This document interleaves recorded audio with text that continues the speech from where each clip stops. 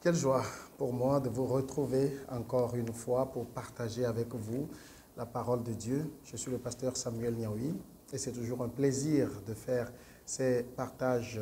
Je sais que c'est assez court, mais je sais aussi que c'est assez riche parce que la parole de Dieu est véritablement ce qui nous bénit. Je continue donc par enseigner sur l'expression au nom de Jésus. Nous devons véritablement comprendre ce que cela veut dire. C'est que nous sommes dans le caractère de Jésus. Et après avoir compris le sens de au nom de et puis de Jésus, nous sommes en train de regarder un peu le caractère de Jésus. Et nous avons pu voir dans les dernières vidéos passées que Jésus est totalement bon. Il n'y a en lui aucune méchanceté. Et nous qui faisons profession de le représenter, nous devons nous assurer de rendre de lui cette image qu'il a véritablement. Et je promettais, lors de l'émission dernière, de partager avec vous un trait de caractère de Jésus. Et ce trait de caractère, eh bien, c'est celui que nous trouvons justement dans Luc chapitre 9. Luc chapitre 9, à partir du verset 51 à 56. Il y a quelque chose de très intéressant qu'il faut regarder et dont il faut apprendre beaucoup de choses. Je vais lire donc à partir de la version Semeur, Luc 9, à partir du verset 51, il est écrit « Lorsque le temps approcha où Jésus devait être enlevé du monde, il décida de manière résolue de se rendre à Jérusalem. Il envoya devant lui quelques messagers en cours de route. Ils entrèrent dans un village de la Samarie pour lui préparer un logement. Mais les Samaritains lui refusèrent l'hospitalité parce qu'il se rendait à Jérusalem. En voyant cela, ses disciples, Jacques et Jean, s'écrièrent, retenez bien cette partie, « Seigneur, veux-tu que nous commandions à la foudre ?» La version Semeur parle de foudre, mais dans la plupart des Bibles, il est dit, veux-tu que nous commandions que le feu, donc il dit à la foudre, de tomber du ciel sur ces gens-là pour les réduire en cendres. Vous avez d'autres versions de Bible qui ajoutent, qui disent le verset de cette façon, veux-tu que nous invoquions le feu pour les consumer comme le fit Élie? Mais Jésus, se tournant vers eux, les reprit sévèrement. Vous ne savez pas quel esprit vous inspire de telles pensées. La version Louis II dit, vous ne savez pas de quel esprit vous êtes animés. Le Fils de l'homme n'est pas venu pour faire mourir les hommes, mais pour les sauver. Ils se rendirent alors à un autre village. Quelle histoire, quelle belle histoire. Je vais passer beaucoup de temps à parler de ce simple verset. Vous savez, je peux passer littéralement une année à enseigner là-dessus, parce que c'est une histoire véritablement très plaisante. Mais il faut comprendre le contexte sociopolitique de l'époque de Jésus. Vous savez, la Samarie, c'était la capitale d'Israël. Après, je veux dire Israël après la scission. Vous savez qu'après Salomon, le royaume s'est divisé en deux. Donc, il y a eu Israël d'un côté, c'est-à-dire 10 tribus. Et puis, il y a eu la tribu de Juda et Benjamin qui sont restés un peu du côté de Juda.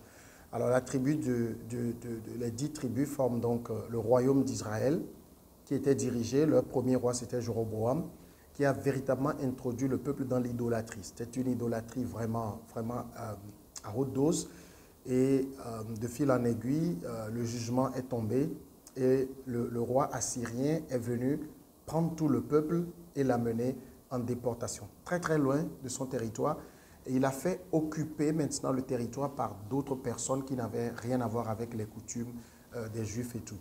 Et donc, quand on parle dans le Nouveau Testament des Samaritains, ce sont justement les descendants de ces personnes-là. Il faut comprendre que les Juifs et les Samaritains n'avaient aucun rapport. Les Juifs n'aimaient pas du tout les Samaritains. Ils les trouvaient détestables. C'était des gens qui n'avaient aucune connaissance de Dieu. C'était des gens qui vivaient n'importe quelle vie. Et les Samaritains aussi n'aimaient pas les Juifs. Vous allez le voir par exemple si vous lisez dans Jean, le chapitre 4, dans Jean 4, verset 9. Jean 4, c'est l'épisode où Jésus se trouve avec la femme samaritaine. Et le verset 9 nous dit, la Samaritaine, la femme samaritaine s'exclama, « Comment, toi qui es juif, et tu me demandes à boire à moi qui suis samaritaine ?»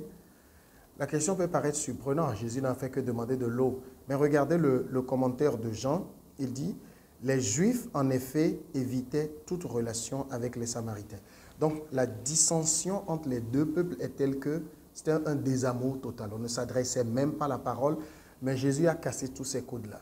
Parce que Jésus est amour. Jésus allait vers les gens détestables, les gens de mauvaise vie, les gens qu'on rejetait.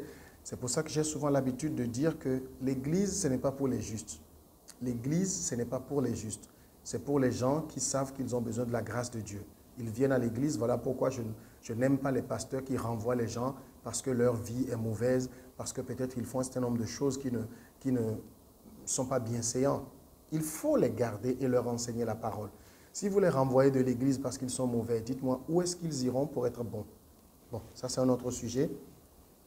Donc voilà le contexte dans lequel Jésus a vécu, le contexte sociopolitique. Il y avait véritablement un désamour avec les Samaritains. Alors Luc nous raconte que lorsque le moment de la mort de Jésus approchait, il prit la résolution d'aller à Jérusalem parce que, selon la prophétie, c'est là-bas qu'il devait mourir. Et il faisait nuit, donc il devait s'arrêter quelque part pour passer la nuit. Et il était en territoire samaritain. Il a envoyé ses disciples devant pour lui trouver de la place. Et lorsque les disciples sont allés, dès que les Samaritains ont appris que Jésus se rendait à Jérusalem, niet, refus total. On ne va pas te donner de logement. Ce n'est pas gratuit, il va payer, mais ils disent non. Alors regardez la réaction de Jacques et de Jean. Et voyez si aujourd'hui nos églises n'ont pas exactement cette même réaction. Jacques et Jean disent, « Seigneur, veux-tu que nous commandions que le feu descende du ciel et les consume, comme le fit Élie, selon d'autres versions. » Voyez, est-ce que c'est différent de ce que les églises, les camps de prière que vous connaissez, où on passe le temps à envoyer le feu, à détruire les ennemis, à faire un certain nombre de choses? Est-ce que ça, c'est différent de ce que les gens font aujourd'hui au nom de Jésus? Ils ont dit, « Seigneur, veux-tu » Je vais vous dire quelque chose. Si Jésus voulait, si Jésus avait dit oui, ils auraient invoqué le feu et le feu serait descendu. Mais quel est le modèle de ces deux disciples, Jacques et Jean? Ils ont pris modèle sur Élie, le Tishbite. Élie, à plusieurs événements, pendant plusieurs événements, il a invoqué le feu, mais l'un des événements marquants, c'est quand on a envoyé des soldats l'arrêter. Une première horde de soldats est venue, un chef qui avait 50 soldats, Élie a invoqué le feu qui les a consumés. Une deuxième cohorte est venue, un chef et 50 soldats, le feu les a consumés. Dans une seule journée, Élie a fait consumer 102 personnes par le feu. Mais regardez la réponse de Jésus. On dit Jésus se retourna vers eux et les reprimanda sévèrement.